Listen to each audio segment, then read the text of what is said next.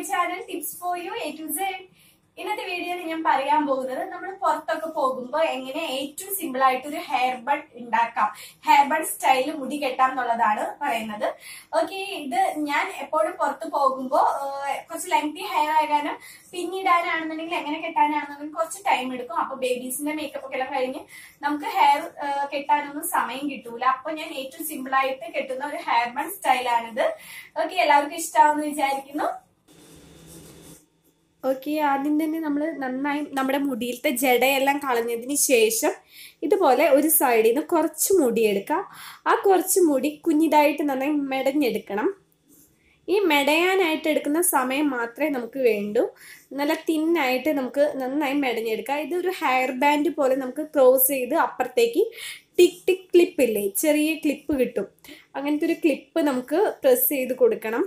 നമുക്കിങ്ങനെ ഹെയർ സ്റ്റൈലിന് വേണ്ടത് ഒരു ക്രാബ് മോഡലുള്ള ക്ലിപ്പ് വേണം, പിന്നെ 2 എണ്ണം ടിക് ടിക് ക്ലിപ്പ് വേണം, പിന്നെ നമുക്കൊരു ബണ്ണ് വേണം. ഇത്രയാണ് വേണ്ടത്.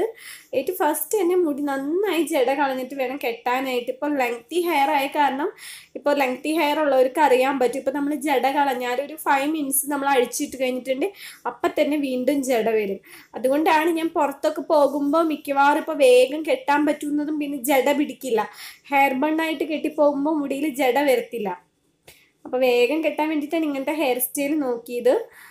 ഇപ്പോൾ എല്ലാവർക്കും ഇങ്ങനത്തെ കെട്ടി കണ്ടപ്പോൾ ഇഷ്ടമാവും ചെയ്തു.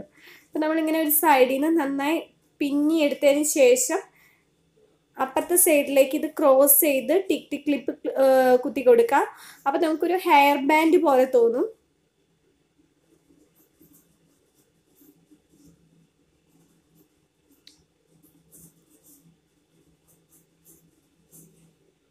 ഇങ്ങനെ ക്രോസ് ചെയ്തിട്ട് അപ്പുറത്തൊരു ക്ലിപ്പ് കുത്തി കൊടുക്കുക. അപ്പോൾ ഒരു ഹെയർ ബാൻഡ് ലുക്ക് തോന്നും. പിന്നെ ഞാൻ നാളെ ഒരു വീഡിയോ ചെയ്യുന്നുണ്ട്.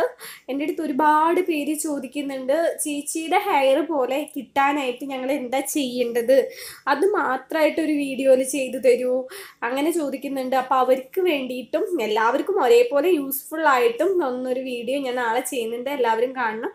അതിനുശേഷം നമ്മൾ അങ്ങനെ ക്രോസ് ചെയ്തതിന് ശേഷം മുടി നന്നായി ഇരിയതിന് ശേഷം ഇതുപോലെ ഒരു ബണ്ണ് എടുത്തിട്ട് ഇങ്ങനെ മുടി നന്നായി ടൈറ്റ് ചെയ്ത് കെട്ടുക.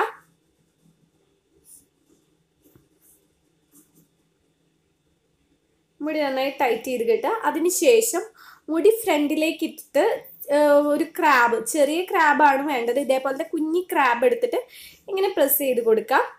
അതിനുശേഷം ചെറുതായിട്ടൊന്ന് ട്വിസ്റ്റ് ചെയ്തതിന് ശേഷം ഈ ക്രാബിന് ചുറ്റും റൗണ്ട് ചെയ്ത് കൊടുക്കുക.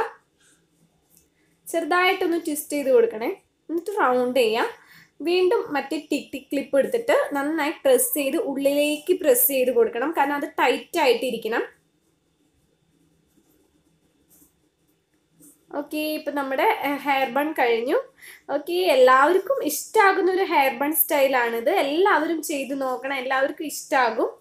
ഓക്കെ, അപ്പോൾ ഇന്നത്തെ വീഡിയോ എല്ലാവർക്കും ഇഷ്ടമായി എന്ന് വിചാരിക്കുന്നു. നാളത്തെ വീഡിയോ ആരും കാണാൻ മറക്കരുത്.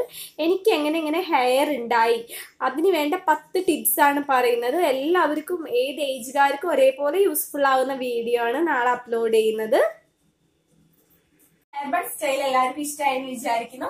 ആദ്യമായിട്ട് ആരെങ്കിലും എന്റെ ചാനൽ കാണുന്നുണ്ടെങ്കിൽ മറക്കാതെ ചാനൽ സബ്സ്ക്രൈബ് ചെയ്യണം.